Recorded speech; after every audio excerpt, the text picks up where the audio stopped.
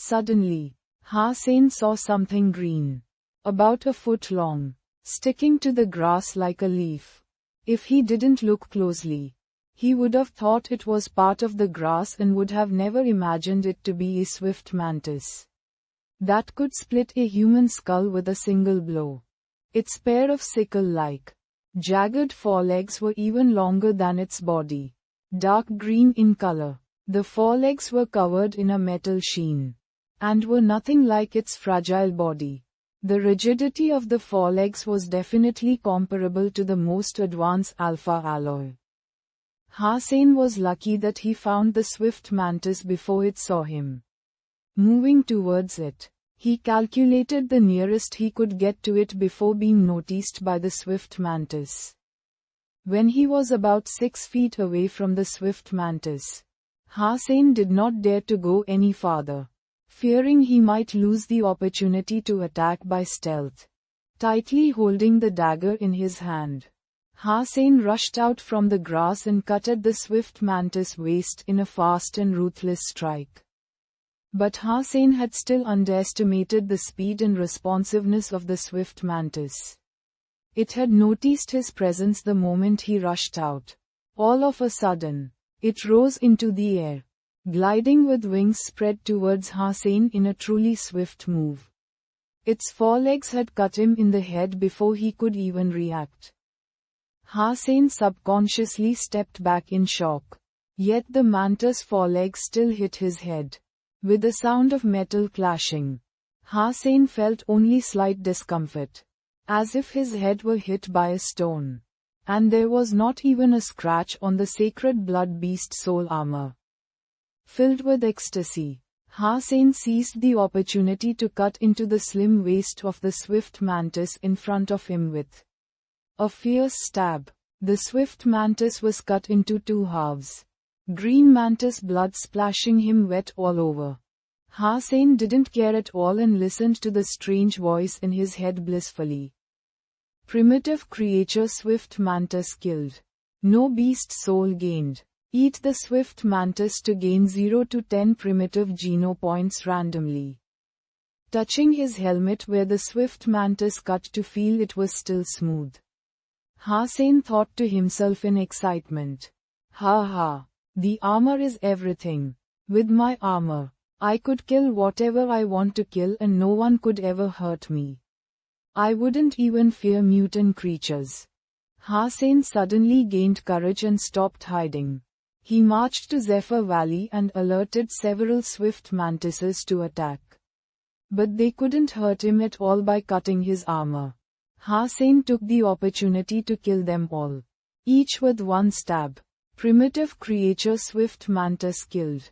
No beast soul gained. Eat the swift mantis to gain 0 to 10 points randomly. Primitive creature swift mantis killed. The voice continuously sounded in his mind, adding to his thrill. He stabbed his way through the valley and killed more 20 mantises in succession. Su Shaoqiao was on his way to Zephyr Valley as well, quietly mulling over his own bad luck. His parents were the owners of an interstellar conglomerate and were considered both distinguished and aristocrats. He, however, was randomly assigned to Steel Armor Shelter, where he had no friends or even acquaintances. To get an aristocratic title, Su Shaoqiao could only choose to follow Qin Shan in order to max out on mutant geno points and become an evolver. There were 2 types of titles in Levo Interstellar Alliance. One was distinguished. Once one became a surpasser, one could be certified as distinguished. The other was an aristocratic. If one could evolve with 100 mutant or more advanced geno points, one could be certified as an aristocrat. Either title involved a lot of benefits in the alliance. And most importantly, they were a symbol of social status. Today in the alliance, people were more and more snobby. People from the upper class wouldn't even talk to someone without a title. Even when doing business, advanced titles like Sacred Blood Aristocrat were beyond Su Shaoqiao's dreams. All he wanted was to gain the title of ordinary aristocrat by maxing out on mutant genopoints and completing an evolution.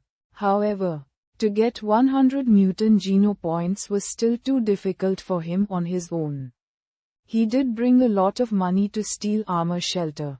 But money could only buy ordinary and primitive creature flesh, as very few people would sell mutant creatures.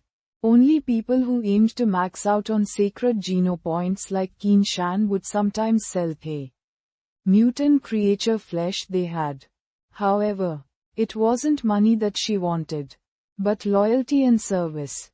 Su Shaoqiao was now running errands for Qin Shan, exploring the places less known to people and looking for traces of sacred blood and mutant creatures to gather information for her. With the information, she could then gather a team to hunt down these creatures, and the team members would get mutant creature flesh in return. Su Shaoqiao had been exploring for a month and found no traces of mutant creatures, not to mention sacred blood ones. Running out of supplies, he had to return to Steel Armor Shelter. When he passed Zephyr Valley, he thought there might be mutant creatures around, as the area was so sparsely populated. After he sneaked in the valley, he felt something strange. He didn't see any swift mantises.